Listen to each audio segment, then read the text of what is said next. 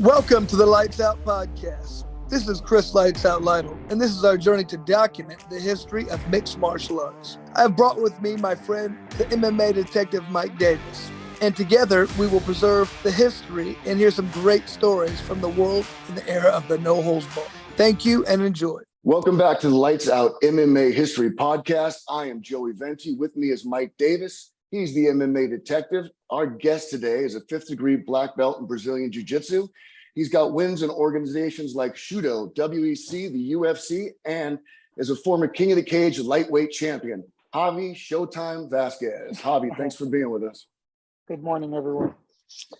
So, Javi, to start off, you've got a very unique story in the fact that you're Cuban and in California.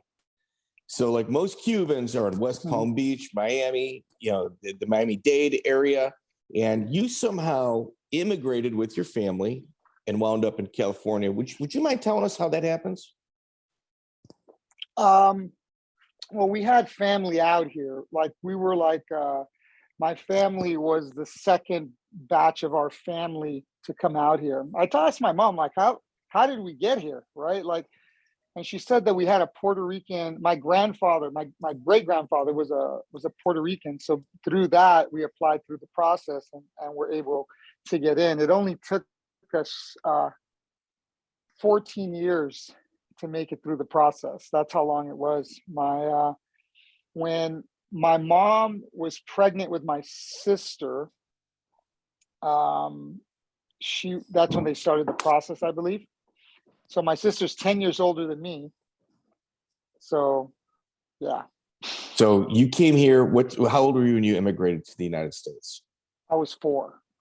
Okay. So you didn't speak any English whatsoever, and there was no English speaking in your house. How is it adapting to the school system? When did you kind of start figuring it out, how to just kind of fit in? I've asked myself that question often. I'm like, it didn't really seem like it was hard. For whatever reason, the transition was fairly smooth. And it just kind of came naturally. So I think I was at the right age where it was just, I'd learned enough of the Spanish where I'm fluent in it. I'm not perfect because I don't practice it, but I'm fluent. You drop me off in any Latin country, you're good. Fine. I never really saw the hint. I never really made excuses. I never really saw the immigrating into the country as a problem. I never really saw the English as a second language as a problem. I just didn't look at it. I just kind of assimilated. The teachers I had, I guess, did a good job. Wasn't really, I don't want the excuses. There's no excuses. Well, sure. Well, here, let's start with the plugs too. What do you got a lot of projects, a lot of irons in the fire. Let's get that out right now. Well, right now I'm kind of talking about JVOS, and JVOS is a mindset that helps you make better decisions in jiu-jitsu. I've combined a variety of different kind of perspectives. We incorporate strategy, philosophy, psychology, breath work, connection tools, disconnection tools. All of these things are little groups. And then within those groups, there are these terms. And what these terms are trying to teach you is honestly how to make better decisions based on this criteria of already known knowledge, including basic mechanics. And like I said, it's an all-encompassing way to think about jiu-jitsu. So each position is what I call a perspective. Side mount top, side mount bottom. Those are 2 different perspectives with 2 very different goals. But if you really look at it through what is the best way to attack from the top and what is the best way to defend from the bottom, it kind of starts to limit the way you're thinking. So you're no longer making your decisions based on emotion, panic, pressure, fatigue, these kind of reactive kinds of behaviors, but rather you're looking at it from a place of presence, from a place of I understand what the basic goal is, and then we're gonna figure it out as we're going along. And I think that what that does is it takes the reactiveness away from the student, because they're looking at things through a different lens. And the funny thing about it is it's instant. Like, if I teach you a move, you're kind of trying to think of the steps. But if I say your goal is basically this, just do this, and then kind of keep your hands here and kind of focus not to let this happen, all of a sudden they're able to do it. So you're instantly able to transfer knowledge because of the way that they're thinking about the problem, rather than based on emotion and panic and fatigue and all these other factors. So in essence, it's taking them out of tunnel vision. How would they find this system? I sent you guys the link. If you go to we'll Vimeo, post it in the bio. Yep, we'll post the link in the bio for it. Okay. Yep. If you have Vimeo right now, the program's on Vimeo. Again, my vision for my plan is far greater and more extensive. I've shared this with a few people, people that I really trust and are very respected in the industry, and they're like unbelievable. Good. So it's my goal was simple with this project. My goal is very, very simple. Change jiu-jitsu forever. To make this the standard of understanding positionally based grappling. This is the center. From this we build, because I have built this on the foundation of what works best first. I teach you the moves, philosophies, ideas that work best first. You have that one move from side mount. You have that one move from mount. These are my list of what works best first. So when you teach with this methodology, when you teach with this idea, I call it a desired result. I call this your improvement a desired result. What are my desired results? I want it to be efficient. I want the student to get as good as possible, as fast as possible. Okay. Punch defense throughout. So the philosophies that I follow, the strategies that I follow, gi, no gi, punches, no punches. You're going to roll differently with punches than you roll without punches. I roll the same. I am practicing the same system, the same philosophy, because it works equally the same. Just the striking for most people is where the fear is. That is where I started from. And I built on top of that foundation. So when we roll with people with strikes, it is of no consequence. It is easy. Good. So we're going to include that link in our bio, but let's talk about the beginnings. What do you consider your introduction to combat sports? Well, I used to get bullied when I was very young. I was very small. So when I was very young, I was getting bullied. So my mom, we were very non-confrontational people. I'm generally a non-confrontational person, kind of naturally. Came from a communist country. You did as you were told. Oh. And that's the way I was raised. And I always knew that something was off with the way I was raised, right? And then my mom met an American, and this American father was a white guy, told my mom, hey, he's a boy, let the kid breathe, let the kid go ride his bike, let the kid meet friends. So he kind of allowed me to grow a little bit. And I was 12 years, I was about 11 years old when my mom married my stepdad, right? So I had 11 years of communist rule, right? And very strict upbringing. So I always did it as I was told, because we came from that kind of a mindset, that philosophy. So, don't talk back to teachers, be respectful, do as you're told, work hard. Work hard was very instilled in me. That's my mom. My mom works very hard. She goes, work hard and don't quit. People tell me, oh, why didn't you quit here? Why didn't you quit there? Not an option. It's not an option on the table to quit. So. Okay. I think that's a very strong mindset to have in this world. So in essence, your assimilation was easy. Mom's took a little time. Is that what you're saying? No, my mom learned English very quickly. I'm talking a communist mindset. Let you breathe a little bit. We still deal with it. We still kind of deal with it, right? It's funny. I had to post it. I love my mother. My mother's like my hero, right? But I had to post it. The way that she configured her furniture one time, at her house. It was just really hard to get in. Like the door would open, there'd be a chair there, and like there's a fence there. So like the configuration just made no sense. It was just a tight space. And I walked outside one time and I go, Mom, and I switched it. No, I didn't switch it. I go, Mom, think about it. If you switch it, you have plenty of door. Everything kind of works. You just got to just switch these two things. And she's like, don't tell me. I'm like, Mom, but it makes no sense the way you're doing it. And then she calls me a few weeks later. She was like, I thought about it. I changed it. You're right. It could work better. That's the first time in my life I was like, it was a couple years ago. It's good. She's getting there. Goals. She's getting there. She's getting there. We're talking about combat sports wrestling. I know you started wrestling at an early age. I started Taekwondo because of the bullying. I started with Taekwondo at about 6, 7, 8 years old.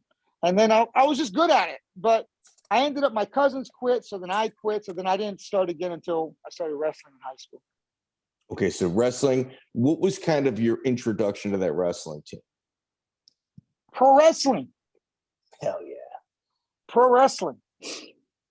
Hold on a second. My daughter's calling. Let me turn on the focus. Do not disturb. Sorry, guys. Forgot to turn on the do not disturb. So, pro wrestling, and then when do you realize that you're actually, excelling at it?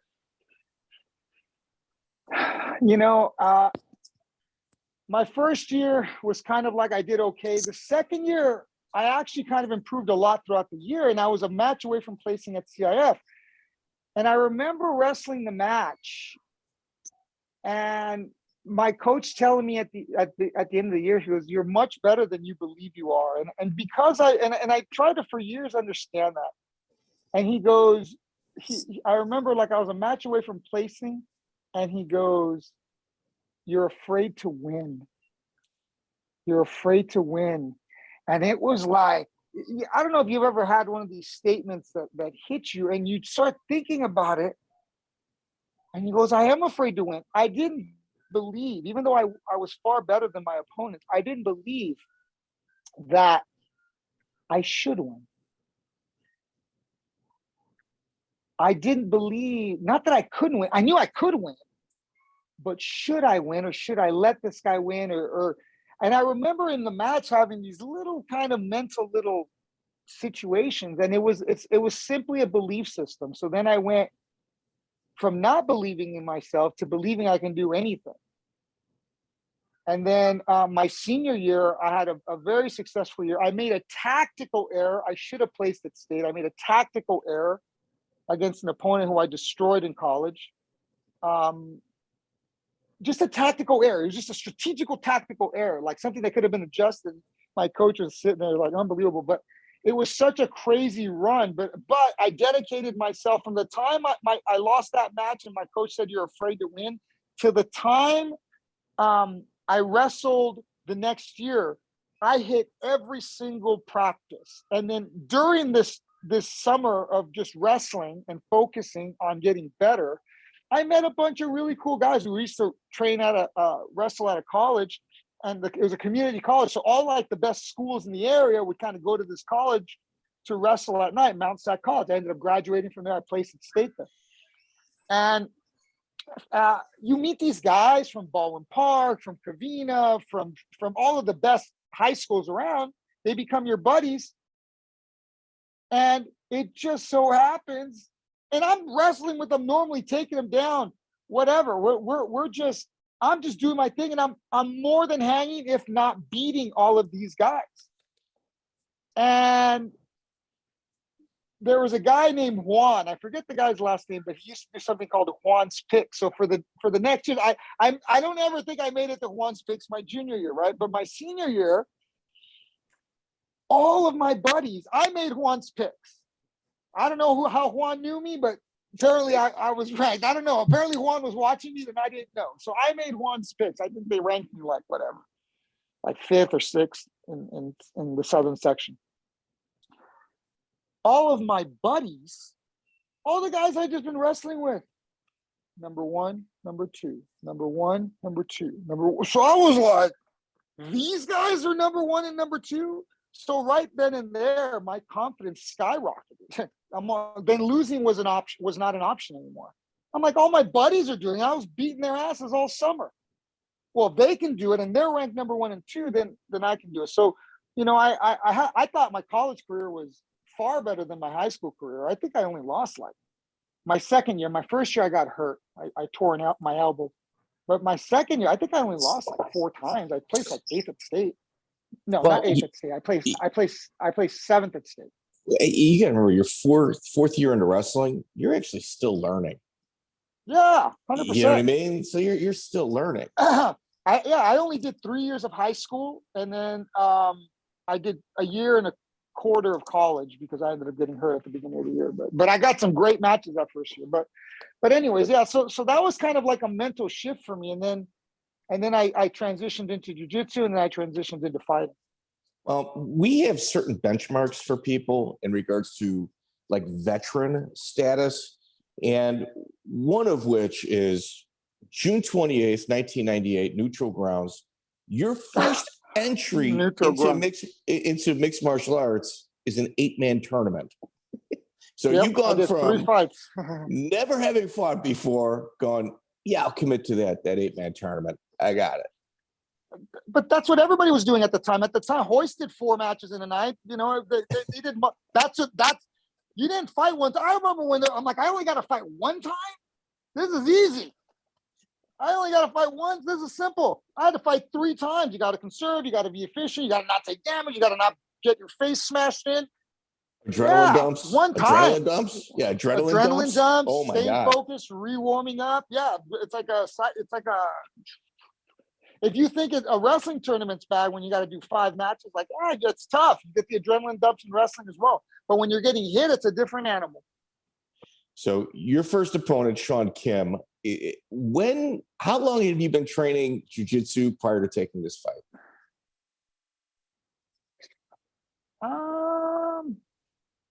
Maybe 9 months. A year. Joey? I got one thing to add. His first opponent, Sean Kim, he has an 0-1 record, which does not do him justice. This guy was an absolute stud.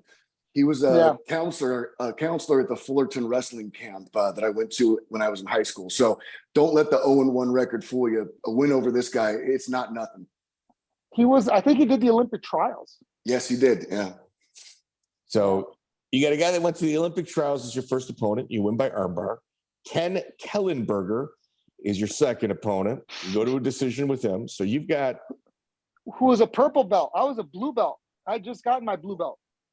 So you got a purple Ken belt. Kellenberger, that guy was a stud. And he was super tough. So you gone the distance with a purple belt that was arguably a little bit more skilled at this time. And a guy that was on the Olympic ladder, and then you wind up in the finals against Victor Hunsaker. Victor, also kind of one of the heroes of the independent grind. Like that's a solid tournament, man. That's a tough tournament. Yeah, it's a tough tournament. Victor, I think, had like 50 fights or something. He had a lot of fights. He's at a least 30, 40 fights. Yeah, for sure. He had a bunch of fights. And you lose by decision. Yeah, I popped my ankle with a toe hold. I didn't tap, but he did pop my ankle, and he was on top most of the time. So was there any weight classes here, or was it just kind of by sight? I think it was like 170 and under or something to that effect. I don't remember exactly neutral ground. I fought a guy who was 185 before. Right. So in essence, weigh-ins are kind of shoddy at best. You wind up in a tournament to where you were probably way underweight. Sean was a little bit smaller than me, but even if it was I think it was 165. I think it was 165. Okay. So you lose in the decision. How do you walk away from that? Does it change your mindset? Where are you at?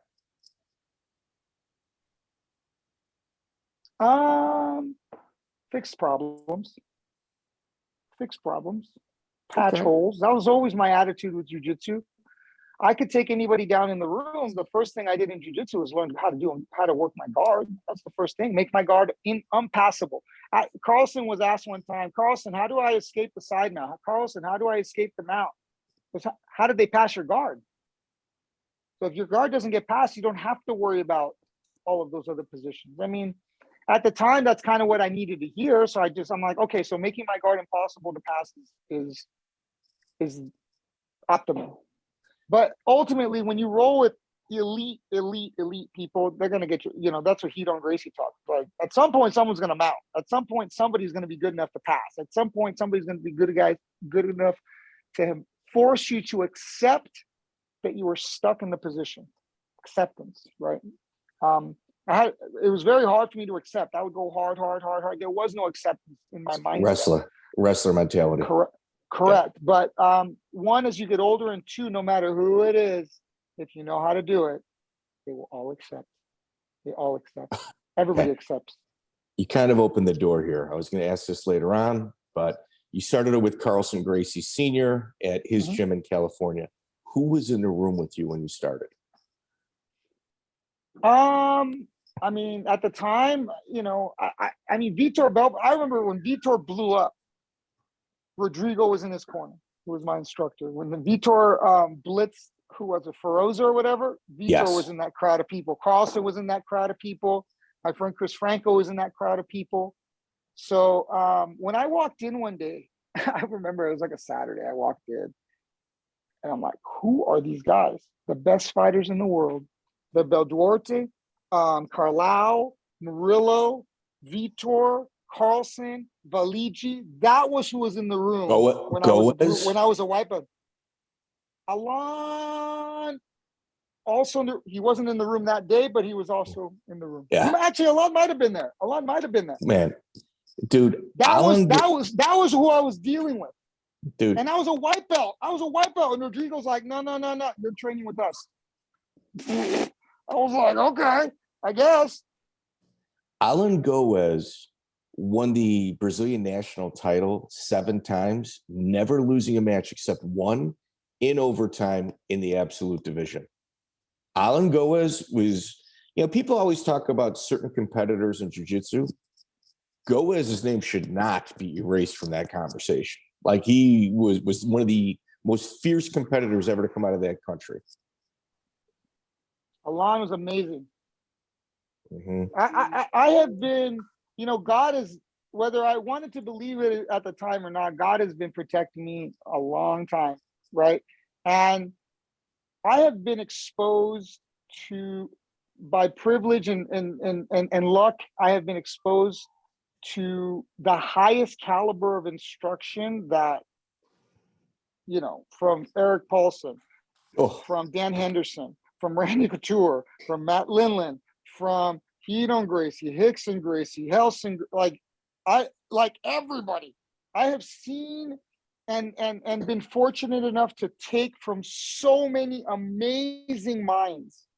And my job was collaborate, simplify, and then redistribute. Out of all of those all-stars that you mentioned, who would you say took you under their wing initially in order to kind of help you along? Oh, initially?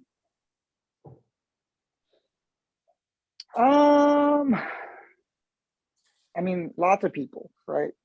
At the time, Romy Arab and I were very, very close, and he was cornering me a bunch. We actually did a lot of development together. So, you know, Romy knows a lot of what, you know, well, maybe not now because it's been years later, but Romy knows a lot of amazing things too. You know, Rodrigo was always there. Whenever I needed him, Rodrigo was always there. Later in my career, Ryron and Henner did a lot with me. They helped me an unbelievable amount. Eric Paulson helped me a bunch. Antonio McKee helped me a bunch.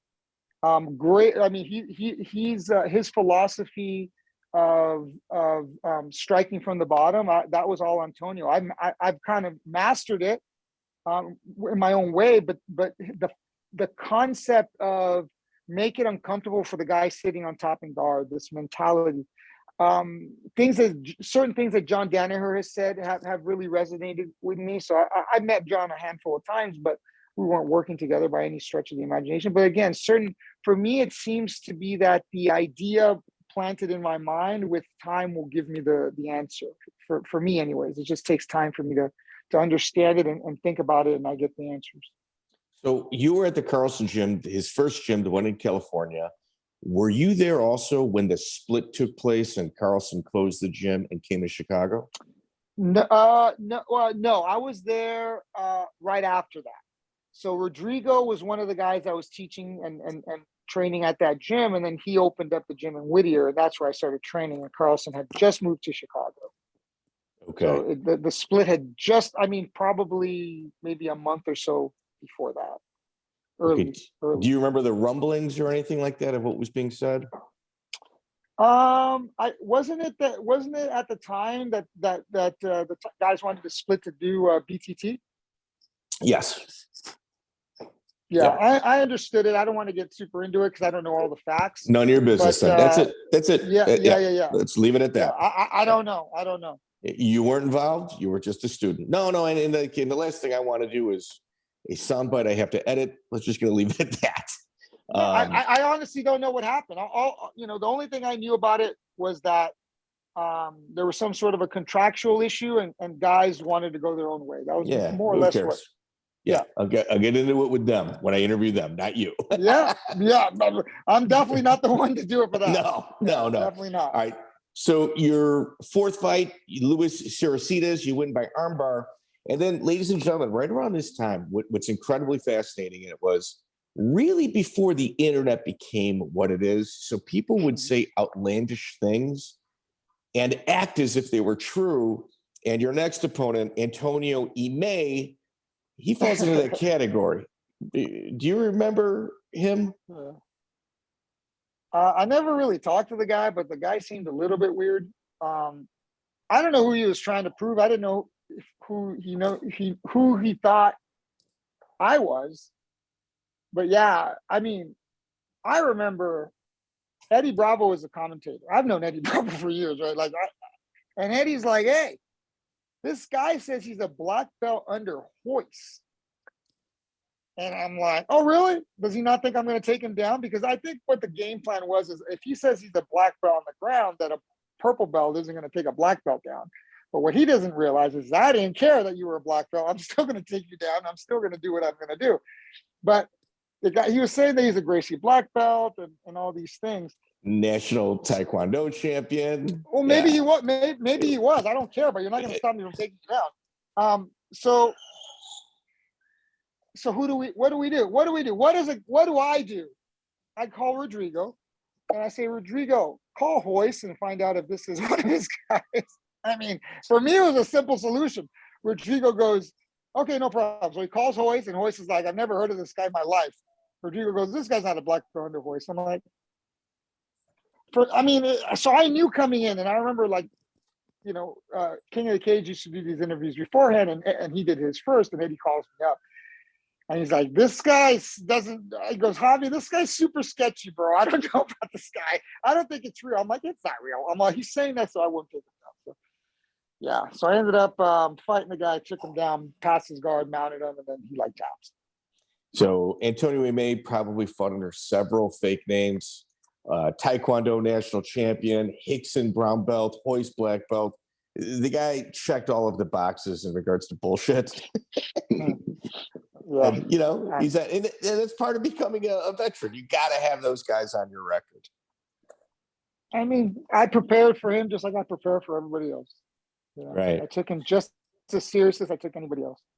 How fast was your promotional process? If you're a purple belt, by really your third entry into the mixed martial arts, subtracting the 8-man tournament, we're going to count that as one. Did you move up pretty quick belt-wise? Yeah, I was a white belt 6 months. I won a tournament. I won a blue belt tournament as a white belt. I was a purple belt at a year and a half. I was a blue belt a year. And then I was a purple belt a year and a half. So at 3 years, I was at brown. And then at 5.5 years, I was at black. That's a hell of a pace. I think it was a good pace. And it was at a time where belts were not coming easy. I won 40 tournaments before I got my black belt. Wow. Wow. 42 tournaments. Yeah. Well, one of the most incredible things on your record that I think gets overlooked, you got Pharrell Frisbee, win by heel hook, Philip Perez, triangle, Sean Wilmot, armbar. You go to Japan, like when you look at the 155-pound division, the first person ever pound for pound number one is Rumina Sato, in my opinion. That's the first guy. I mean, obviously the UFC came and established a belt, but Sato at one point was number one. He was. You go to his country to fight him. It was a very unique opportunity. I ended up quitting my job because of that fight. I remember I asked for some time off because I'm like, man, the guy's ranked 6th in the world or 4th in the world, whatever he was at the time. I'm like, I got to train. I got to be able to commit some time to this. So I called my boss and I'm like, I need some time off. I'm requesting some time off, and they wouldn't do it. I'm like, I quit. So then I'm like, I better win. So that's the way I kind of started training full time. Let's talk about the phone call. Like that initial phone call of getting a fight like that also is kind of an emotional period. This is your first huge fight. All I looked at is, what are his weaknesses? How can I beat him? That's all I looked at. I'm like, I can beat this guy. This guy's wrestling's not that good. His striking's not that good. I just thought I was better than everybody. I just didn't think I wasn't threatened by anybody. I really wasn't. I thought my wrestling was far superior. The wrestlers that were better than me didn't have my jiu-jitsu. The jiu-jitsu guys that were better than me didn't have my wrestling. And the strikers that were better than me couldn't stop my takedowns. So what was I afraid of? All I had to worry about was not getting hit on the way in. You just got to get really good at that, which I was. So what's the fear? What about when you were over there? Was there any issues? Because Sato was a promotional kind of king, one of their big guys. What you realize when you used to fight in Japan back in the day, you heard a lot of stories back in the day about, check your water, make sure it's sealed. They're going to fly you there and you're going to be tired, and the time change and all of these things are a problem. And, I did the best I could with the circumstances I had. I was exceptionally tired. I was training at 1 a.m. to try to get my body to acclimate out here prior to the flight. It was just hard, but you deal with it. You know that everybody else is dealing with this, so there's no excuses there. You either get through it or you don't. I wasn't being flown there to win. That's for sure. Oh, God, no. Back in the day, they did everything you could. As a matter of fact, after that performance, and I thought I won. Don't get me wrong. I thought I won. But I'm like, I lost. I was under the impression that I had to finish him. So I had to go in there trying to finish him, because if I didn't finish him, I thought if it goes to the cards, the judging was so controversial. That's why I was so kind of upset after the last bell run, and I didn't finish him. I thought that they were going to hose me, but luckily they didn't, and it was a good fight. I was super tired. I do remember being exceptionally tired. I remember being, maybe it was the humidity out there, but really slippery, like sweating a lot, really dehydrated after the fight. So it was an experience. I didn't like fighting in Japan, to be honest with you, but I enjoyed the actual fighting. I didn't like the trip, and I didn't like the time change, and I didn't like the food that goes along with all of it. But as far as fighting in front of the crowd, it's a very cool experience fighting in front of a Japanese crowd. I'm very happy I had that.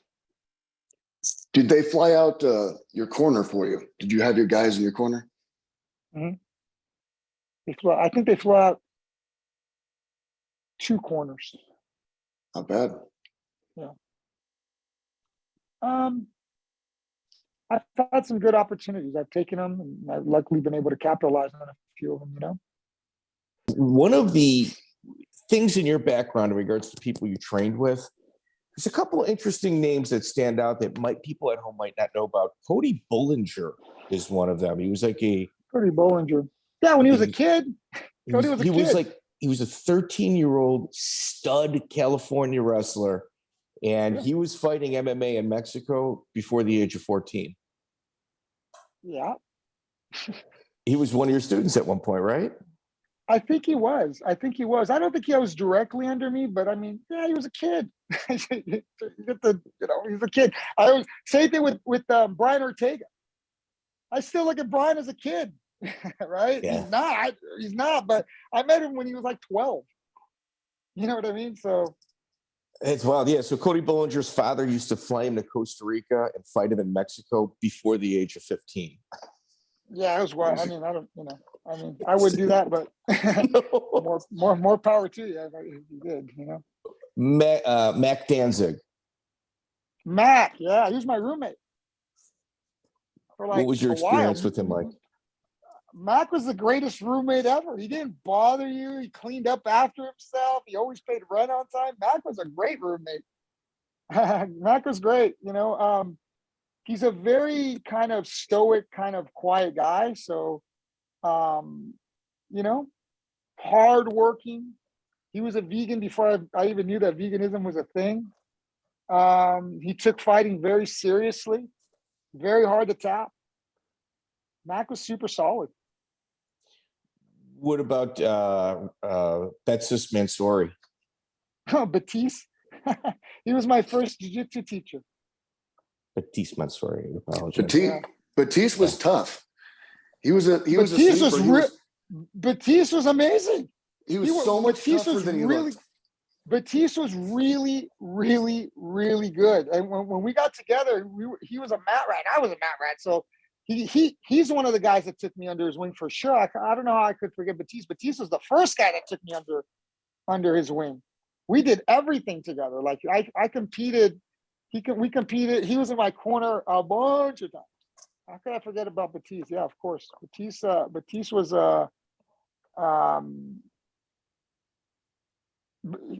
had a great game. He had Pedro Carvalho's game, who was the only black belt out here at the time in this area.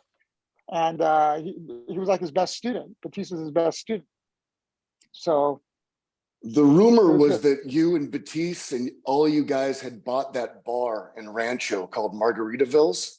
Not all of us. Romy did. Romy did. Okay. Romy did. Yeah. Yeah, Gotcha. It's freaking wild. Betiss is one of my black belts. I figured that one out. Yeah, he took you under the wing. He's one of your black belts. What about Will Sriyapai? Will Sriyapai? Sriyapai, yeah. Yeah, Will was like the first like world like kind of class Muay Thai fighter like I'd ever like trained with. Man, dude, that dude kicks hard. That was like when you start getting a new respect for a martial art, Will was good. He was really sneaky. He was really tricky. King of the Cage, August 2nd, 2012. Your next opponent is David Gardner. You're at this time, in my opinion, I shouldn't say that. No, I mean, it was pretty spoken at jiu-jitsu tournaments. Anybody playing the leg game or ankle game, they would call it garbage jiu-jitsu. People always frowned on it, and you excelled. You hit you hit Gardner with a knee bar, and it's like, I think it's your third leg lock victory.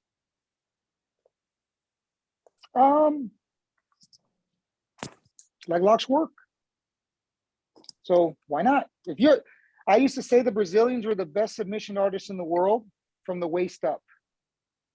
Yeah. So that 50% of their body was exposed. I took advantage of that. I saw that as an opportunity very early on. I was like the Terminator when I was coming down to when I was training. I was looking at where you're weak, scan you top to bottom, wherever you're weak, we target that area and go after it. I feel like I have a very, very, very complete game. Every part of my game has been systemized and categorized and optimized. So that took over years of just continuously refining and adapting and learning and growing as a martial artist. So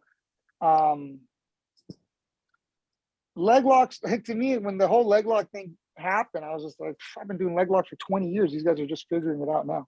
It's crazy. Ahead of my time. In some ways, I definitely think I was ahead of my time. well, here, it also positions yourself to a King of the Cage title shot. And that was a big fight. Yeah. I was champion already when I fought David Gardner. And there was a lot of hype around it. There's a lot of hype around everybody I fought. Like there was always hype around these guys. Philip Perez was another one. He was like, oh, he's the next big thing. He's going to find the UFC, put him to sleep. I mean, it kind of, fighting is tough. I thought that every one of these victories was going to be like, was going to propel me to like the next big thing. And it just kind of didn't seem to happen. And I understand why now, being a little bit older, of what things I could have been doing to make that adjustment. But after a while, you just kind of figure that it's not going to happen, and you just make sure you're winning. That's it. That's all I cared about, was winning and losing. Was I winning? Was I losing? Was I taking damage? Was I getting hurt? That's it. That's all that mattered. Were you training full time at this point, or were you still working? No, I was still working. I wasn't. I mean, I always had some sort of work. You can't fight MMA full time and not have work. Really, it wasn't until I started fighting, the second, after I took the 3-year break, and I came back, and I came back to like, what did I do? I did a couple shows. I was supposed to fight in Affliction, that fell through, and then we ended up moving to WEC and then the UFC. Like that time of my life is when I was probably training the most, but I was fighting, the top guys. So, that's it. Well, another top tier guy you fought was Alberto Crane at King of the Cage 21. That is like, if you look at somebody and you want to discuss grit and what they're made of, you try to pick out a loss and how they reacted to the adversity. I think this is at the top of the list across the board in mixed martial arts. Never mind yourself about dealing with adversity. Would you explain what took place in the opening seconds of that fight? So I ended up throwing a jab. I had a torn ACL actually in the Antonio Imay fight. I didn't know it was torn at the time. I just knew that my knee got popped, but I didn't know it was torn, right? So I ended up fighting Antonio Imay, and my knee was kind of buckling. And I ended up getting surgery after and all that, getting looked at, getting surgery. And then when I fought Alberto Crane, I as far as I was concerned, I felt that I had a full recovery. I felt good. I didn't have any more pain. My leg was strong. I did the rehab. I did all those things. And the first punch I threw, I slipped on the mat and it popped it again. So then like the first 10 or 15 seconds of the fight, I blew my ACL out. I didn't know it was blown. It felt like it was kind of blown. And then when I ended up getting back up to my feet, it kept buckling. So I'm like, yeah, well, it's torn. So I had a UFC contract sitting in my printer. So I had to win. So losing wasn't an option. I had a UFC contract. This is when the UFC had 4 shows a year, 3 shows a year. So there wasn't that many opportunities. And I was already on a card. Who was I supposed to fight? I was supposed to fight Matt Serra. Yeah, maybe Matt Serra. Yeah.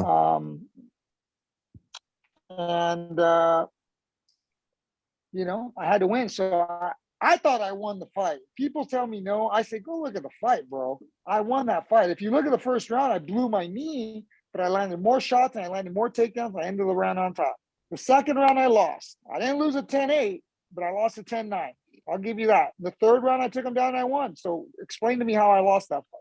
So I thought I was more pissed off that I lost the fight. I'm like, no way. How? So you've got a blown knee. Your corner knows what that's going on in the fight within the opening seconds. What are the conversations like in between rounds? In the corner? Oh, God. Yeah, the first round, I remember John Alessio was there, and he's like, his hat was all crooked. I'm like, I just blew my fucking knee. They're like, what? They're like, what? I'm like, dude, I don't know. I can't stand on it.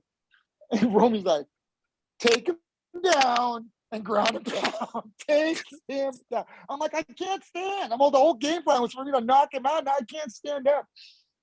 It was crazy. I didn't want to take him down. He's a world champion. I'm like, dude, my life is going to be harder if I take him down.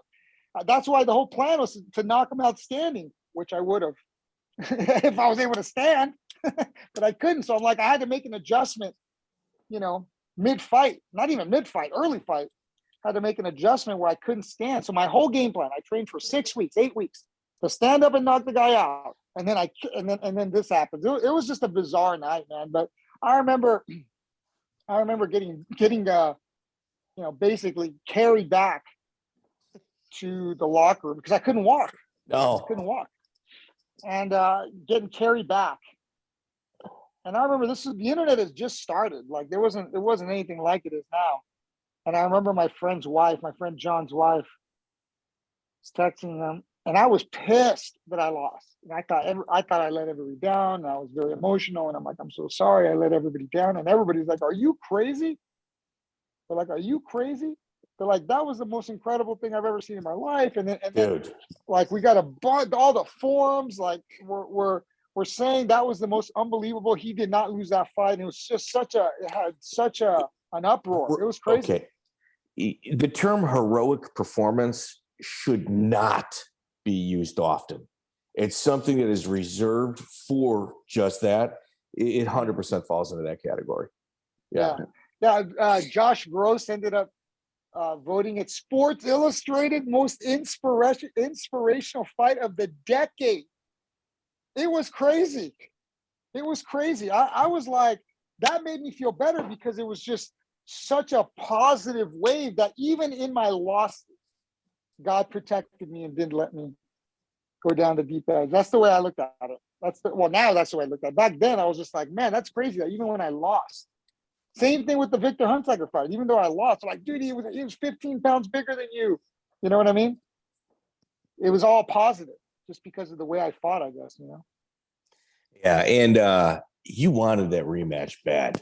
Like you and your whole corner wanted that rematch bad, and you run into Alberto at the 2005 qualifier, or the qualifier in 2004 for 2005 ADCC. You guys met in the finals.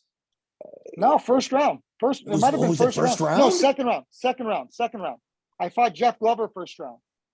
There's another one. Yeah, another easy guy to kind of sell. I finished them in like 2 or 3 minutes, I think. Yeah, it was. I got Glover on here. Jeff Glover is fantastic personality and somebody that can honestly say he did it on his own. Like he did it his way, man. I respect Glover. That's great. That's great. So you get Glover, a unique character, man. You get Crane. In your head, world champion. They're all world champions. Yeah. So with Crane though, was it? Did it feel like redemption took place, or did it not feel the same because it wasn't in the cage? I got a little bit of redemption. I wanted to finish him. I hadn't finished early, and if I knew what I know now, he would have been finished. But he was able. He's a tough guy, man. Alberto Crane's a tough guy. He's a world champion. He's an IBJJF world champion. He was the second American after BJ Penn. I mean, this guy was a top tier guy. So I respect Alberto. I did his podcast. We had a good conversation. We're cool. Like, something personal. Just you fought. Yeah, I took it very personal. But I got over it. Fair enough. Robert Emerson is right in the mix too. Another Emerson, tough guy. Tough guy. Have you ever looked at his record? He's fought killers. If you look at his first 5 fights, it's like you had a really brave manager. Like, and that's not a good thing. Like, you don't want a brave manager. You don't want a brave manager. No. And it's, if you look at the quality of fighters, he fought like Jens Pulver, yourself. He's fought absolute murderers, and it's hard to gauge somebody with a shitty record when they have went to the distance or lost split decisions against murderers. He's a guy that I think that with a slight mental shift, his career could have gone vastly different. He was very, very, very talented, very strong. Good, like I think it was just certain decisions that he made and stuff, small decisions, fights and stuff. Like again, the difference between Robert Emerson being a world champion and having, he's got a bunch of losses, but the difference between those wins and those losses was not very much. No, and he could beat a world champion. Like, you never forget his record. Absolutely look at his ability. Could. Yeah, look at his ability. Skill set. Yeah. Yep. For sure. 100%. Matt Serra, you know what? I think I may have been wrong in the printer. Matt Serra, you actually blew your knee out shortly after that in your UFC 46 debut. I guess I shouldn't. Dean Thomas. I think I was supposed to fight Dean Thomas. Another easy one. I think I was supposed to fight Dean. Okay, so Dean was the first one, and you run into Dean a little later, obviously under some controversial circumstances in regards to what took place. But Matt Serra is your second UFC opponent, and he blew your knee out again. Yeah, 3 times, 2 times in 9 months, I blew my knee out. So that's when I decided I got to take a break. I can't keep doing this. It was too hard, physically, psychologically, emotionally. It was just too hard. It was too hard. I just needed I was in such a rush to prove that I was the best that I wasn't taking care of myself the way I should. The third time I tore, it was just a freak, like always, just a freak sparring accident. And again, nothing out of the ordinary. It just was not, I just figured it just wasn't meant to be.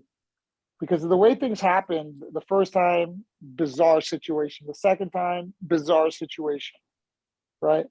The third time, bizarre situation. So that's when I kind of started to realize, like, maybe I should do something different. Maybe I gotta take a break, So. Well, they fly you out to Japan. Caol Uno is your opponent for the Contenders Grappling. He's got wins over Pedro Duarte, Eddie Ruiz, and John Lewis in ADCC. Caol Uno, stud, another high-end guy. Yeah, another number one. I don't know what happened that night, to be honest with you. In the back, I felt like I was on fire. Like I felt great. And then I go out there and then I was kind of flat. And I'm not exactly sure why. Maybe it was dehydration. I think it might have been dehydration. Now knowing my body a little bit better, but I just felt really flat and tired. I don't know why. I would do that one again. I know what's going to happen. So let's do it again. But Carl's another one. He was another. Him and Rumina Sada were the 2 number 1 guys in Japan at the time. And then Gomi was coming up, on the ascension. I think that's what gets overlooked. Your 2 trips to Japan was against their number 1. So you were on their radar for however it happened, for some reason, whatever it is that took place. It's like, all right, now we got a clear number 1, bring in Vasquez again. If I wanted to, I believe at some point my third fight out would have probably been against Gomi for a belt. I think that's kind of a direction that could have been possible if I would have chosen to do it. I just didn't like the trip. I thought the travel was really tough. I mean, unless you're going to fly me out there for 2 weeks, which is the way to acclimate. And I will tell you what, like Americans generally speaking, I think there's a false belief that the Japan MMA was just so much higher than here. It was the trip. The trip took everything out of it. And you can justify that statement by saying, how do the Japanese guys perform here? It takes a lot out of them as well. Yeah, it's terrible. It's you got to be there for 2 weeks. You got to be there for 2 weeks. You got to show up, acclimate, eat, get used to the food. And, for some people, the food is challenging. Yeah. So, it's a very different culture. I was fighting the best guys. That's another thing. I have no regrets. I fought the best guys. After that, you tried out for Tough 5. Did you think you had it in the bag? We all did. I did. I thought I was going to get on to Tough 5. My 2 roommates got in. I had 2 roommates that were both on Tough 5. How crazy is that? Who's that? Mac and Gabe. Mac and Gabe Rudiger. Okay. Yeah. What do you think? Like, do you think it was because you guys were all living with each other? What eliminated you from that process in your mind? A bad interview, I guess. That's what it comes. It wasn't skill. It's whatever personality. Remember when I understood what the Ultimate Fighter was, I didn't take it so personal.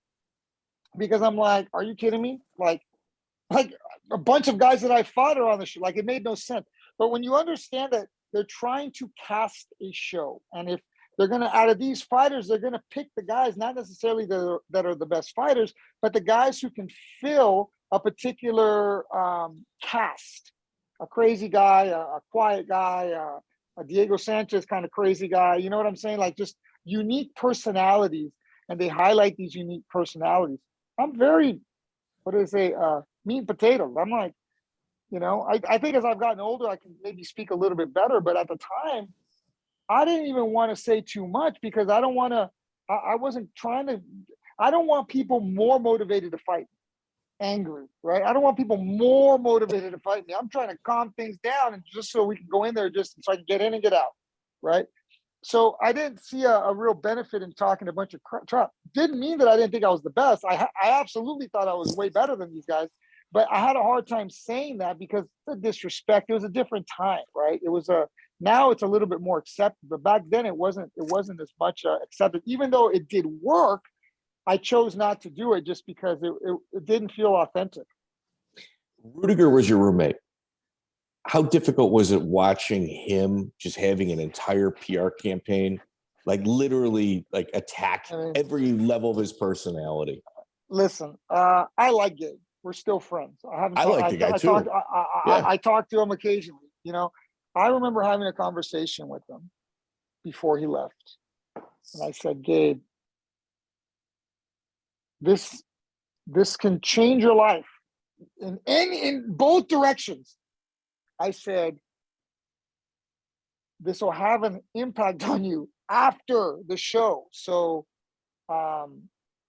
be careful, right? Like, just be careful. Like, don't do anything crazy. And then, you know, then he missed weight. Then he missed weight. You know, if you look at the totality of his career, he never missed except that one time. But it was because the season didn't. He never missed. He never missed. But the season didn't have enough drama, so they just focused on that. Every commercial, every outtake, every opportunity one of the biggest, most popular shows on TV could focus on was him. Man, that is terrible. I don't know how he pushed through and stayed in the sport. And I respect him for doing that. Gabe's a tough guy, man. Gabe's a tough guy. He's a smart guy. He's very, very smart. He's very smart. So, you know, I tried not to step on those landmines too much. I mean, I've stepped on some landmines in my life, but you know, but some of them are kind of avoidable. And I wish that things would have because he's very good. He's actually, I thought he had a pretty good shot. I would always tell him, get your weight down. Like, you got to be a little bit closer so you're not struggling so much, you know. And Mac, I never really had to tell him anything. He was very disciplined, and I was pretty disciplined. But those weight cuts wear on you, man. After a while, those weight cuts, they wear on you. Well, speaking of landmines that you didn't step on, do you remember Malice at Cow Palace? What was it? It was an event that they were advertising you as being on, and you had a contract to fight J.C. Pennington, and they were advertising you on the posters as you were fighting on an event, and you had nothing to do with it. Shannon Rich was the matchmaker. Chris Selker. Do you remember that? Yeah, I mean, vaguely. It was crazy. Like, I mean, I don't know, man. I don't know. It was crazy. I mean, you think people are going to start taking? Yeah. Everybody got stiffed. David Huerta and Phil Flathers were the promoters, and you know they knew you were a popular guy, so they just put you on a poster. I didn't know I was that popular. To be honest with you, I didn't know. How would you describe your 2007 ADCC experience, Trenton, New Jersey? Disappointing. I thought, honestly, dude, I thought you were going to win, man. I was going to win. I had a tough weight cut. The guy that supposedly beat me in the first round, I played with him. Just played with him.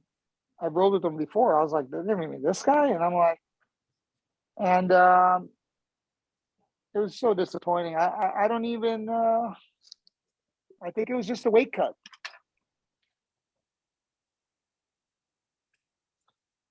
Did you ever roll with? Did you ever roll with Cameron Earl? Yes, I competed against him in a tournament. It was an open weight tournament. That's where Joe Silva met me. So I was one of the smallest guys in this Las Vegas. It was Grappler's Quest, I believe. Might have been Grappler's Quest or one of those grappling events that they held in Vegas. There was an arena and it was an 8-man tournament. I was one of the guys in the 8-man tournament. And I fought Cameron in the second round. I had a guy named Amal something or other. I forget his name. Not Amal Easton, but Amal something. Pretty big, buffed out black dude. Had him in the first round, and I ended up beating him. And Joe Silva runs up to me and tells me, "You're amazing. I want you on my show." And I'm like, "Who's this guy?" And then he, I looked at the card. I go, "Joe Silva." I was like, "What the hell?"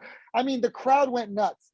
The crowd went nuts. I shot a low single, took him down, got on top, controlled him, and ended up. I don't know if I tapped him or not. I might have tapped. I think I might have tapped him. So when back in the day, grappling was just starting to get popular. No gi was just starting to get popular. And, you have a 155-pound guy tapping out a 220-pound guy, it leaves an impact. It was exciting. Cameron Earl. Yeah, Cameron Earl, also former roommate with Gabe Rudiger as well. Yeah, Cameron got into some stuff later on that, I don't know where he's at right now, to be honest. Yeah, hopefully he's still away. I don't know. Okay. When you go to Showtime Elite XC, it's kind of like the big show. You have not made it to the UFC yet, but you're always on their radar, and you just kind of haven't crossed the UFC bridge, but you're getting decent paydays elsewhere. JC Pennington, also a beast at this time. Yeah, that fight went well. I don't think that was a great fight. I mean, like when it comes to like execution and efficiency in a fight, that was probably one of my best performances. Everything I threw landed. Everything went perfect. So, I mean, that if I was to like script a perfect fight, it would probably be that one, or one of them. In 1988, you grappled with Kleber Luciano. Legend. Yeah, I was a purple belt and he was a black belt at the time. I won that fight too, I thought, and so did everybody else. I've had some crazy ones. Now that you're going through this list, I've had some crazy ones. Yeah. Well, here, let's go another one. Ray Diego, the first American black belt under Carlson. Mm-hmm. Another guy you grappled with. Mm-hmm. Another legend in the sport. I mean, you're kind of shucking it off. Yeah, it's no big deal, but like these are my teammates. Yeah. That's I was very fortunate to be on a very powerful team. Carlson's team was a very powerful team. So I got to see things fairly early on that we were doing. Carlson's philosophy. My wrestling helped. That work, that wrestler's mindset really helped. I just kind of applied it to jiu-jitsu. That was really the different factor. I was able to apply a mindset that was reserved for wrestlers to an art which was inherently, a lot of people would say, could make you a little bit lazy, jiu-jitsu lazy. They would say, everyone just flop to their back. And, just wrestling was a higher intensity sport. So I took the mentality of a high intensity sport into a lower intensity sport, and I brought up the intensity, and it kind of left a lot of people behind. So now it's caught up, right? But there was a time where I was pushing things forward, or I believe guys like me were pushing things forward in a time where things had maybe been established a particular way for a long time. And I figured I had 2 of the 3 elements of MMA already.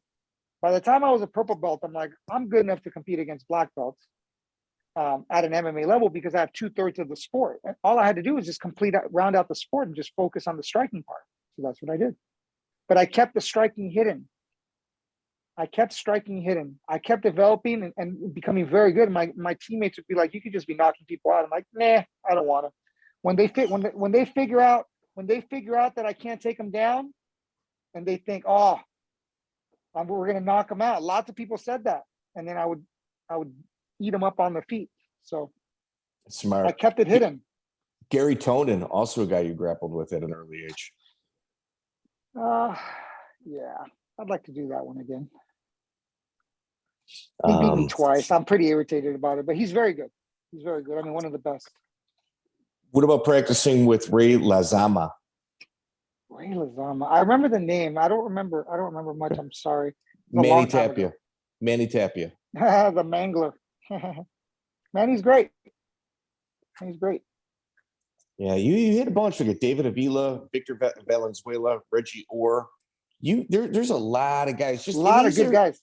You know, they're good guys, but they're the guys that built the foundation of the sport. Has been built on top of them, and without their contributions, we wouldn't be here. I would say this: guys like some of these guys that you mentioned are the guys that walk out with the guys that are fighting, right?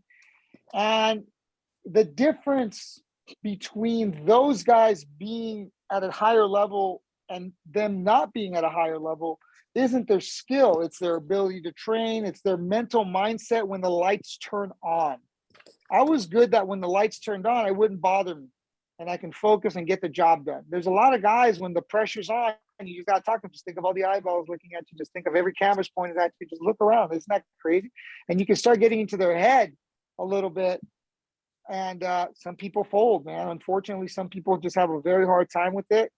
Their emotions, make them real tired, and or distracted. And like I said, the difference between some of these guys that I train with in the room wasn't like some guys are like, man, these guys are like monsters in the room, and for whatever reason, they just never made it. Like I said, sometimes it was their own choice. Sometimes it was just a lack of opportunity. Like the wave of life and opportunity and fighting kind of comes for some more than others.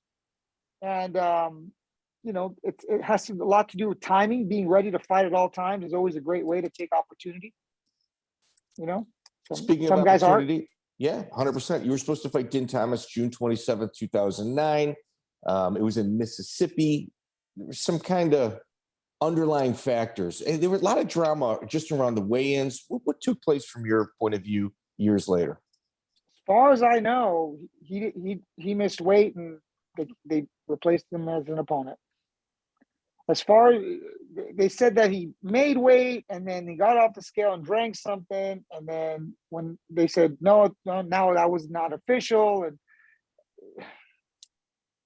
a lot of drama there. And to your credit, but here, the American top team not only has, they're poachers, they're big game hunters, and they're picking people from all over the world, top talent, but they're also really slick in regards to getting around commissions because of just the overall knowledge of the people there. You step on a scale, you take a quick drink of water. Now it's not your fault, it's their fault. So you don't know. Like, you don't know when dealing with a team with that much experience. I know Din was taken to the hospital in order to get IVs afterward. Mm-hmm. Absolutely a dangerous weight cut. They replaced him with Mark Kogason, who obviously you dealt with rather quickly with a guillotine victory. Same thing that they were telling me, knock him out, knock him out, knock him out. I'm like, nope, no need to. All right. So you talked about Fight Circus. We talked about this, a lot of chaos. Affliction 3 comes. You get your opponent, LC Davis. The entire organization folds. They move the event, the same fight over a couple of weeks later to WEC. When you're dealing with this much BS behind the scenes, it can affect somebody's performance. That one wasn't too bad.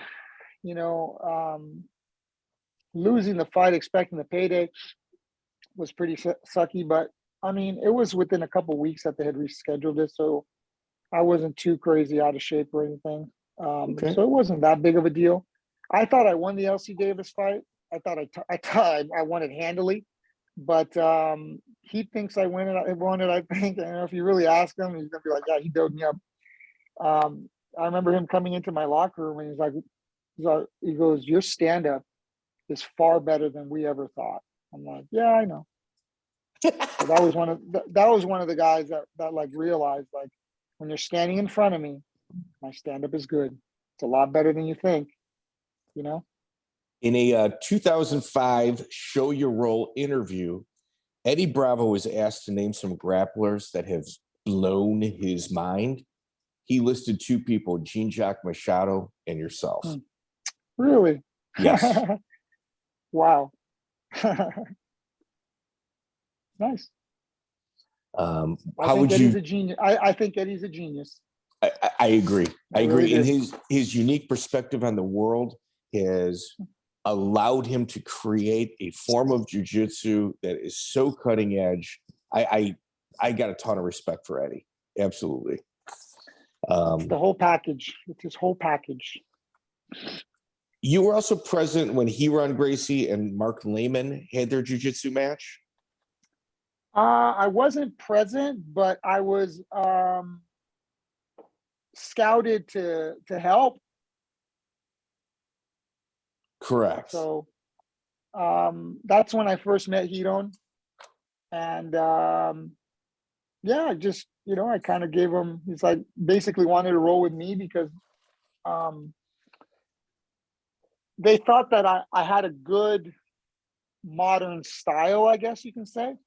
So any kinds of problems that they can foresee, maybe rolling with a guy like me could kind of give them some insight as to, kind of what people are doing, right? And so people at home, so they can kind of understand how big an event this was. The Gracies obviously bring yourself in to train with him. Marc Laimon moves in, Rafael Lovato moves him into his house.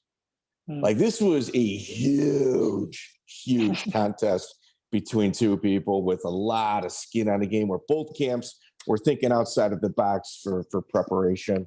It's crazy. I didn't know it was that big of a deal. I just got a phone call. They're like, I was like, sure. See, before we even turned the cameras on, you had talked about it. Like, yeah, you do this, you set it aside, you sweep it underneath the rug. That fight right there in jiu-jitsu, bro, come on, man. It was a big deal. I didn't look at it that way. I was just helping out a friend. That's it. WEC 43, Mark Hominick, your original opponent. You're training for a striker. He falls up because of an injury. They switch it with a wrestler, Davidius Turos Vicious, which... Force Vicious. Dude, you can see, you're going to probably have... Yeah, I'm going to butcher that name all day long. So you lose a split decision with him. It appears on the surface level that you hit your peak and you're on your way out. And the WEC puts you up against former world champion Jens Pulver at WEC 47, another world champion. Yeah, the Jens Pulver fight was a fight I've been wanting forever. The reason that they didn't cut me after my 2 losses, because that was 2 in a row in the WEC, is because they thought I won both fights.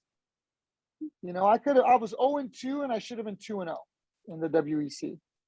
And potentially, looking to have a title eliminator or a title shot next, but I was 0-2. And they gave me the Pulver fight, and I was excited about the Pulver fight. I thought I could beat him years ago. He was the number 1 guy when I was fighting Romina Sato. So I just thought I thought I was a bad style matchup for him. That fight went pretty well too. I thought that technically that fight went pretty much as good as it can go. I mean, the guy was a UFC champion, so that I thought I took no damage.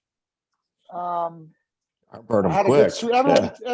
Everybody talks about that. I had a great, that they do the tie-up sweep that I did, that little trip-up sweep that I did. And I ended up finishing. So I was happy with the performance. It was I was going through a lot of stuff personally on the training side, and it's a very hard time for me at that time. So I was glad to get that win. That was a big one for me. I felt that I was hoping to get some momentum from that. You win by armbar. You described yourself in this interview as a meat and potatoes type guy. In February of 2008, you went on kind of a little bit of a tirade on a podcast in regards to Frank Mir. Was there something personal that took place between you two? Frank Mir, what did I say? Oh, dude, you were making fun of him. Yeah, you were like, you know, he Was I? barely beat Wes Sims. He did this, he did that. I mean, he did barely beat West Sims. It's And true. Frank Mir's far better than West Sims. That's what's crazy. That's what's crazy. I think Frank Mir's super talented. I think he's got a lot. He got better as his career went on. You know what I mean? I don't remember saying that too much, but maybe. To I've be honest talked with to you, him since, so we're cool. of course. Yeah, no, dude, that's the fight game back then. But it seemed like, yeah, maybe he big timed you or something, and you go, I got something for you, you know. And then he kind of did the interview. I wasn't sure if something took place. No, he's Cuban. He's Cuban. That's what's funny. He's Cuban. Brilliant guy, brilliant combat sports mind as well. You know what was funny, because when I found out Frank Mir was Cuban, I asked myself, I was a black belt before Frank Mir. I go, who was the first Cuban black belt? Who's ahead of me? Yeah. I was like, that's crazy. Who's the first? Who else is a Cuban that got their black belt in Brazilian Jiu-Jitsu before 2003? Oh, I can tell you who. Who? Pele Landy. Is he Cuban? He's Cuban, and he moved to Brazil. Did he? Well, maybe Pele. Yeah. Okay, second after Pele. How about that one? They immigrated to Brazil, and you know what? Dude, you don't even count him as Cuban. He moved to Brazil. Yeah, Pele. I had to assume Pele. If there was a name other than that, yourself for sure. Pele was a shootbox guy. Right. He wasn't a jiu-jitsu guy. He wasn't a Gracie guy. Who's the first Gracie jiu-jitsu black belt? You're right. You're right on that. Yeah. Agreed. Well, you're in WEC. You have some issues, obviously, running into a speed bump with Chad Mendes, as many do, world-class athlete, incredible wrestler. And your UFC. That was a close fight. I do too. I thought it was a lot closer than some. It was kind of a coin toss in certain areas. It's just I thought he won it 3-2, barely in the second round. The first round I won off my back. He did nothing, and he was getting his ass beat. The second round was close, and the third round he hit me with a good shot that broke my nose, and then he ended up winning the round on top. So I thought it was 3-2, but it could have gone either way if you give me the second round. But they weren't gonna. No. June 26, 2011, you're scheduled to make your UFC debut, and your original opponent Ryan Bowe fails his medicals. Ryan Bowe. Yeah. And they put in a little known name such as Joe Stevenson. Yeah, that's right. Yeah, a title contender. Dude, absolute stud. I mean, we mentioned Cody Bollinger. Probably he's been fighting as long as Cody Bollinger started, 13, 14 years of age. Joe Stevenson is a friggin' savage. That's your UFC opponent. Not an easy fight. No, and I like Joe. I didn't want to fight Joe. There's a million people I could have fought. I don't know why I had to fight Joe, but just the way the cards lined up. So you get your hand raised, you win by decision. You're part of that 1%, man. You absolutely had your UFC moment where many, many people do not.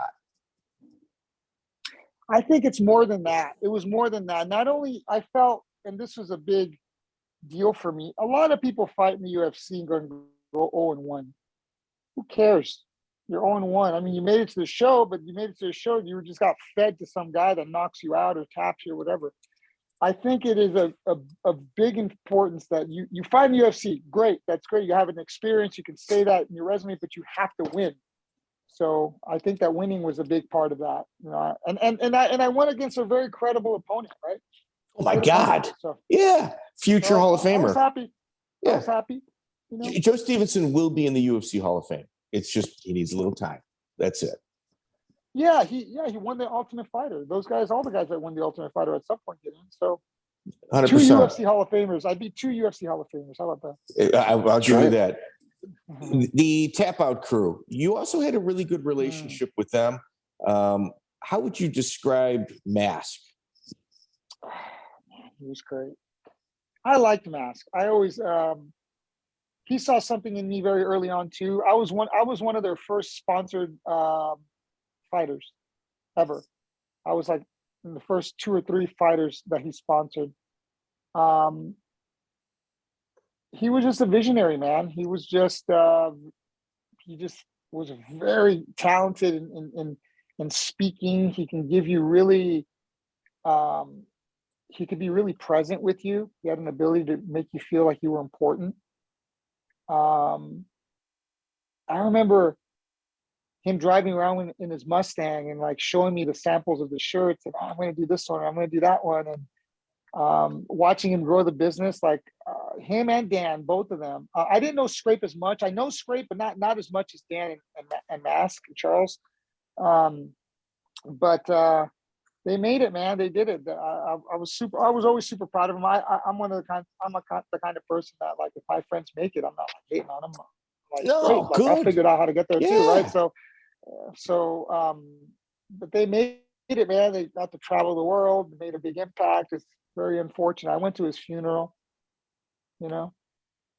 His ashes were put into vials, and I actually interviewed a guy that was bidding on storage lockers and got Mask's ashes.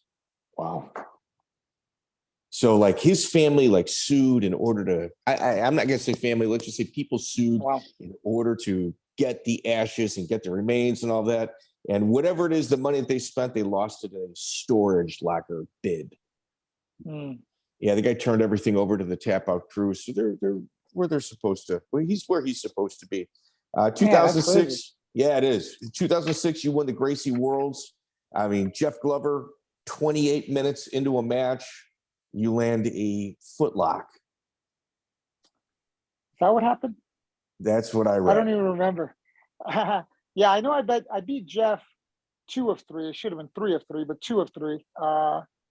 Yeah, I ended up footlock. Oh yeah, that's right. I do remember that. Yeah, that was crazy. Glover's I won that tournament too. Yeah, I won that tournament too. Yeah, Javier, I think you're underappreciated in regards to like the people that you competed against and the amount of number ones that kind of came out in this podcast. Maybe Caol Uno isn't a big name, but he was when you got him. Maybe Sato isn't a big name. He was when you got him. And that's kind of the reoccurring theme, man. Like if you connect all the dots in regards to the guys that you competed against, it's friggin' impressive. Yeah, it's funny that you go through one by one like that. And yeah, at the time it was a big deal, right? And it's just the way I look at it is maybe my notoriety is coming on what I'm building now rather than the things I accomplished. To me, everything I accomplished was an accumulation of knowledge and has led me to this point of, what I'm going to do with that knowledge. Very impressive. You also, Rorion, you spent a lot of time with Ryron Gracie. If you took something positive from your interactions with being around Rorion, what would you say it would be? Lots of things. I mean, the guy's an amazing teacher. The way he's able to present material, the way he's able to simplify basic instructions, his ability to, again, make you feel important. He's really a master communicator is what he is, and a master salesman.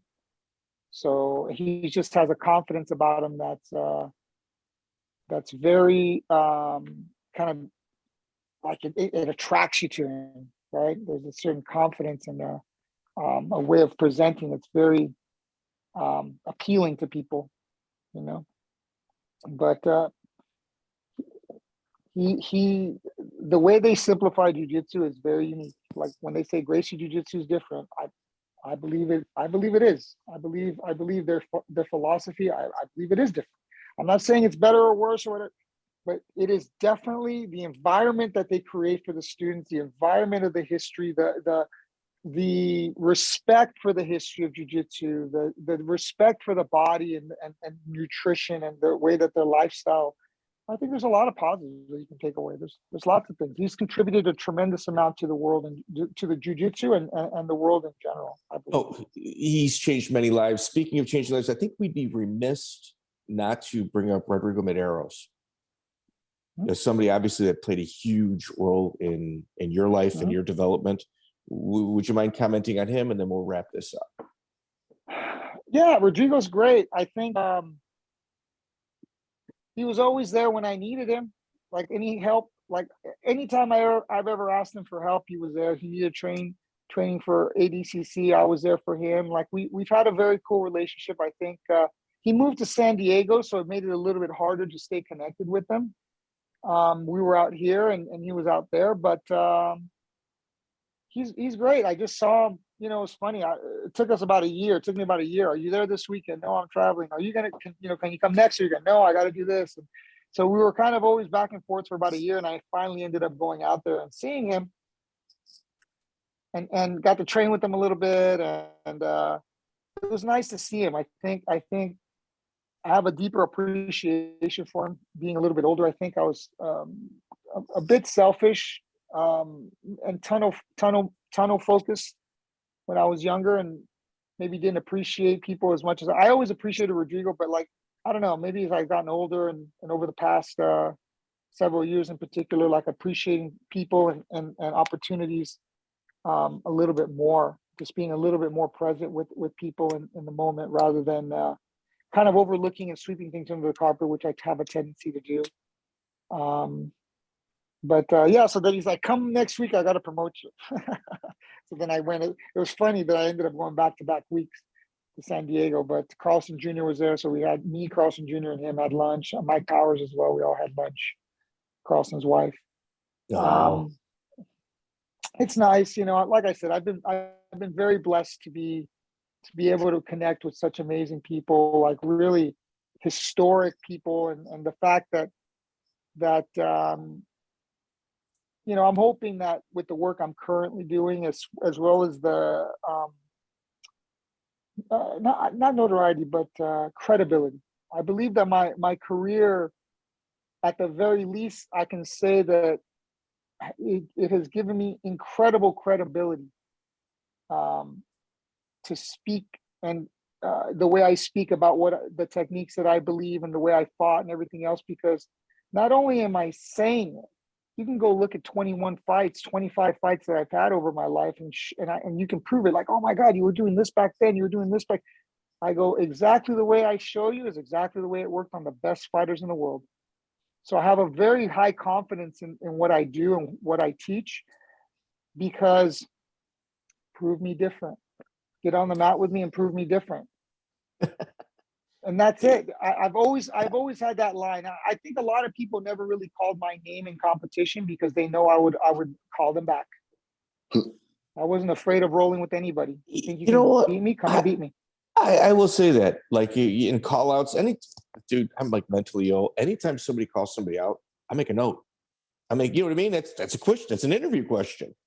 I've probably got I probably got 1,600 notes in my 1,600 files in my phone. I don't have a single human being that's ever called you out. Like, I always look through everything. It doesn't mean it didn't happen. What? I just don't have it. If they call me out, I'm generally happy to oblige. I said, I never. People didn't call me out because they knew I would take it. They'd be like, let's do it. Let me tell you a story. This is a story not too many people know. I don't even know if this fight's on my record. I don't believe it is. There was a place called, what was it called? Because they changed the name. It was a small little dive bar. And I just got back from training with Conan Silveira in Miami. I was a blue belt. I came back from vacation. We trained 3 or 4 hours that morning, and we got lunch. I just flown back from Florida the night before, woke up next day, did a 4-hour session, and they're like, there's some fights that they're happening at a small little dive bar, Battle at the Zoo or something like that, I think it was called. Do you want to come? So we're like, yeah, let's all go. So we all went. And one of the guys pulls out, and the guy running the show, it was Jason Metters, and it was, I forget who else. It was Jason and one other guy. I think the other guy's the one on Jerry Jenkins. So Jason Metters and Jerry Jenkins. So they were instructors of a Gracie gym out here in the area. And Jason was kind of running the show, and then Jerry was fighting. Jerry was like tall. He was at least 6'2", maybe 6'4". He was a tall dude. I don't think 6'4", maybe at least 6 foot, 6'2". How about that? And he was about 190, 185, 190, 180 to 90. How about that? And all the students in the crowd were his students. And his guy pulls out. So he was the main event in this show. Oh. And his guy pulls out. So I'm drinking a beer. I don't drink anymore, but I was drinking a beer at the time. And I was like 150. I just did a 4-hour session in the morning. And Betiss turns to me. Betiss was there. Betiss goes, Javi, do you want to fight him? And he goes, nah, he's too small. And I go, oh, okay, I'll fight you. And they're like, really? I'm like, yeah, I got my stuff in the car. Went to the car, changed, came back. Hold my beer. Hold my beer. Hold my beer moment for sure. Fought the guy. Got to like 69 position, need him in the head, because this was all legal back then, need him in the head, and then ended up armbar in front of all of his students. So. He what in front of all of his students? Armbar. Armbar. Gotcha. Yeah. It was crazy. That was a fun one because it was so last minute. It was a total hold my beer. Wow. Yeah. Total Honey, hold my beer. honey, watch this. You know, Yeah, it was crazy. But there's moments like that. There was probably like a couple hundred people there. There's these electric moments that are very kind of confined. It was crazy. It was nuts. It was super loud in there because they couldn't believe it. They're like, his instructor's getting kneed in the head and then getting armbar. It was wild. It's the NHB era. So like NHB era. Yeah, it's the NHB era. That's what we do. We try to grab guys from the NHB era, uncover a couple stories like this. There's going to be movies made about the people that we're talking about, maybe including yourself. And I know who's going to be. I had this discussion with my ex-girlfriend about this. She goes, she told me, she goes, your life is like a story. It's crazy, right?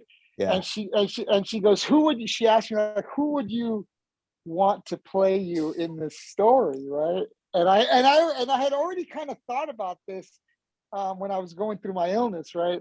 And I go, man, who would play me? And I go, Mario Lopez. Lopez is my dude. At some point, I'm going to meet this guy because he trains jiu-jitsu. He's like a blue belt or a purple belt or something. Yeah. At some point, Mario Lopez is going to come across my name. And I'm going to be like, yeah, you're going to be the one that plays me. He was an ex-wrestler. He's a good-looking guy. Yeah.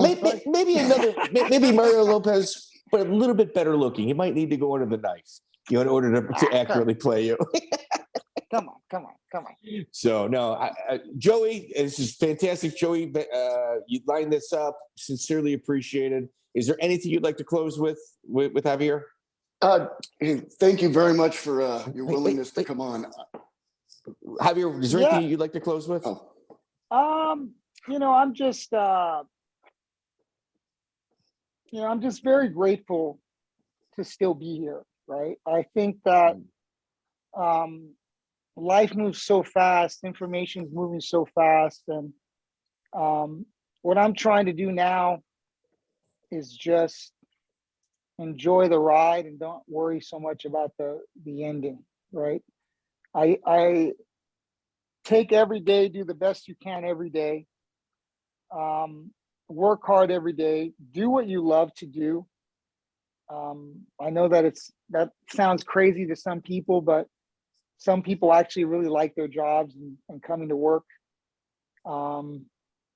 So if you do that, life is a lot easier than if you're just miserable every day. I was miserable every day. When I was fighting for that Ramiro Sato fight, one of the reasons I quit my job was because I hated that job, right? And I'm like, man, it's going to be better than this. At least I followed my heart and followed my passion, and it ended up, life is hard regardless. At least if you're doing what you want, it's hard, but at least you're doing what you want. You don't have to not be doing what you want and be miserable and still life be hard. So I think that shifting your mindset will change your life. And I think that shifting your focus and surrounding yourself with positive people can change your life. I believe that changing your nutrition and eating better and taking care of yourself and really allowing self-care. That's something that I've had to learn, right? Self-care, massage, breath work, meditation, lifestyle. Your life has to be sustainable, avoiding stress, these things, shifting your mindset and making your life work for you rather than you working for your life, I think is a very important way to live. Joey. Amen. All right, Javi, thank you very much for your willingness to come on. When me and Mike linked up, it was kind of my goal to get some of the fighters from the West Coast that I had come across, in my own training and allow them to tell their story on here. You had an incredible career. You've got a great story, and thank you for sharing it with us. Thank you guys so much. I'll talk to you guys real soon. Thanks. You good, brother. Good little episode right there. I thought so. Javier Vazquez. It's kind of shocking that somebody like him his name isn't thrown out more often than just in casual conversations in regards to accomplishments. Did he win a UFC world title? No. Did he win an ADCC world title? He didn't. But the things that he did in his life were, at the highest of levels. Absolutely. If he had had his career a decade later, I think he'd have 1 million Instagram followers and, have monetized social media. It's unfortunate that he did a lot of really incredible things at a time in the history of the sport that there weren't a lot of eyeballs watching it. But that shouldn't take away from his accomplishments. No, absolutely. So like, share, subscribe. You can also leave reviews on iTunes for us. Joey, we've got a few of them. This one is Timmy Shenanigans. This show means a lot to me. I've been putting this review off for too long. I've been an avid fan since 1993, talking about MMA, and practitioner since 1998. I was so stoked to see there are MMA historian nerds like me. Ha ha. I have many stories myself and somehow find myself connected to the guests in various ways of association. It dawned on me going down a rabbit hole that I know more about MMA history than literally anybody else. I can't do my taxes, but I can tell you where Taylor Tooley's tooth resides current day. Anyhow, thank you guys so much. Never stop. This is important. 5 stars. Excellent. Now we have an issue on a 5-star review. So glad this is out there. Joey and Chris are really hitting on the beginnings of MMA in California. Being a fan and spectator since 2006, it's great to revisit the history of the sport. Keep up the great work, fellas, and keep bringing us amazing content. SOTMTR. I don't know what that means. That's by Lil Rich 75. So, Joey, that one hurt my feelings. I'm really sorry. No. That's either somebody busting my balls or a friend of yours. It's one of those two things. Little Richard, I think that's what you said? Yes. That is a guy that I trained with at New Breed. So, okay, Good. That's what that is. I am not Chris Lytle. My name is the MMA detective, Mike Davis. But, Joey, things like that, 5 stars, they're going to get read. That's it. Right, whatever it is you want. Hurt my feelings. Don't care. 5 stars is what matters. If my friends are leaving the reviews, I'm surprised it wasn't way worse. It's gonna get way worse. Right. Joey, as always, appreciated. Open door policy with you anytime you want to sit in. I sincerely appreciate this.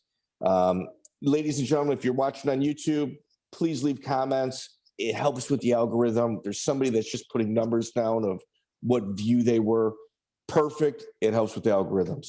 Joey, would you like to close with anything? Happy to be a part of this project. Going forward, unfortunate to be in a spot where I get to do these every once in a while with you. So thank you. I'll be back.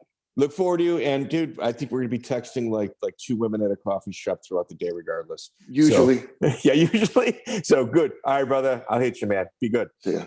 Check out the full interview on iTunes, Spotify, and all major podcast platforms.